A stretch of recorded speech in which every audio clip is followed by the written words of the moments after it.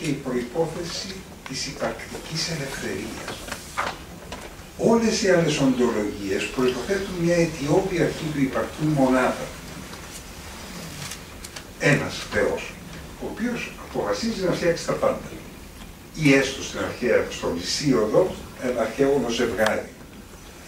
Αιτιώδη αρχή του υπαρκτού, η οποία να αυτοκαθορίζεται, δηλαδή να θέλει να υπάρχει, να είναι υποχρεωμένος να υπάρχει. Και αυτή τη θέλησή του να υπάρχει, να την καθιστά γεγονός κοινωνίας, δηλαδή γεννά τον Υιό και εκπορεύει το Πνεύμα. Αυτό το πράγμα μόνο με την Εκκλησία εκφέρεται και στο ποσοστό που λύνει προβλήματα στον άνθρωπο, προβλήματα όχι μόνο και θεωρητικά, σίγουρα, αλλά και προβλήματα πια νοηματοδότησης της ύπαρξης. Ότι η ύπαρξη έχει νόημα μόνο στον τριαδικό τρόπο. Μόνο έξοδος από το. Να υπάρχεις επειδή αγαπάς.